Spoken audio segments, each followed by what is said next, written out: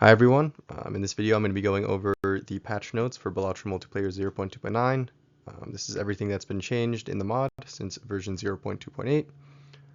As before, I'm going to be going through each contributor, each person that made changes to the mod, and what they did.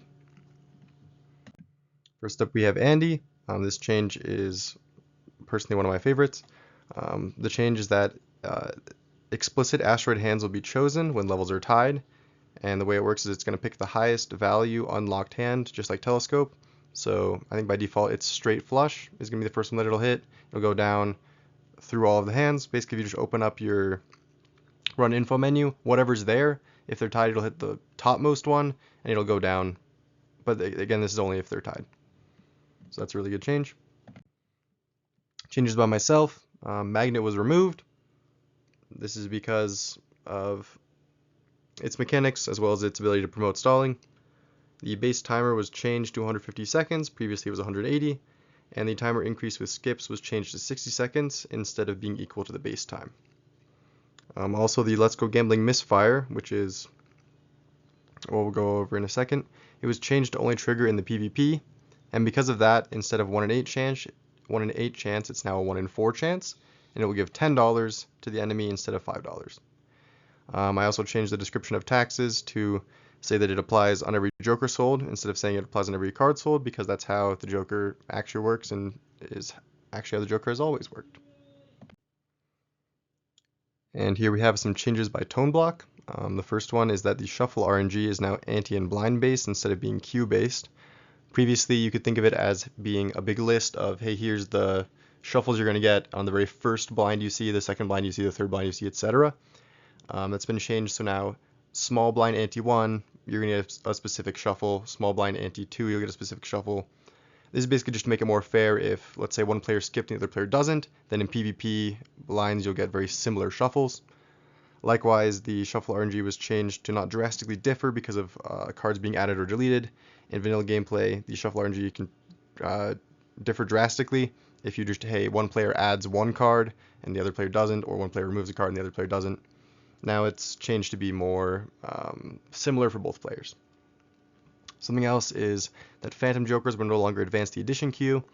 Previously, let's say your opponent picked up a pizza, then it would send you a Phantom pizza, and that could mean that, let's say they got a foil pizza, you would get maybe a non-foil pizza, or vice versa, just because that Joker spawning in, that Phantom Joker, moved forward the addition queue for future pizzas.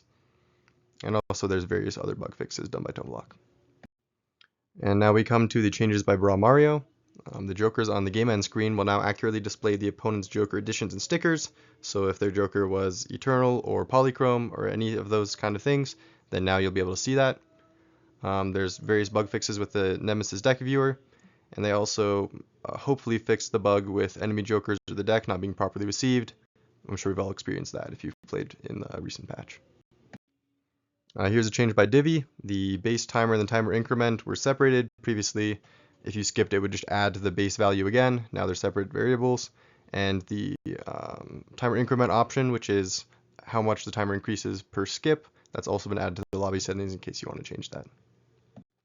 Here are changes by Harmless. These are really cool. The game modes have been added back. If you've played for a long time, you might remember game modes being in the game a long time ago. The attrition game mode is what you're very used to playing. That's just the default way to play. Basically, the boss blinds are replaced by PvP blinds, except for the first one. There's a certain amount of lives. When someone runs out of lives, then that's the end of the game. The showdown game mode means you'll have a certain amount of antes. I think 2 or so is the default.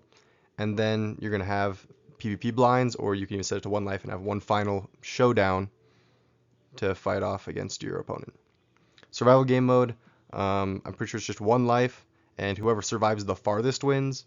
It's not necessarily like whoever survives the longest, because then you could just sit there and never play the game.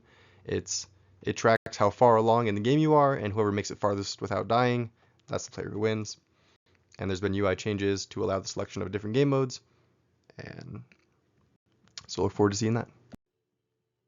And here are some changes by Austin. You can now view your own deck at the game end screen, not just your Nemesis's deck. And there's also more compatibility with certain features of Talisman.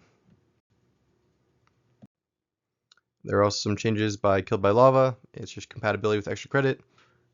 I believe that specific jokers have been banned because they don't work the multiplayer mod. I believe there's also various localization changes. I wasn't able to find all of those who participated in that, so if you know, then let me know in the comments below. So thank you for watching the video, subscribe for more, and see y'all next time. Peace.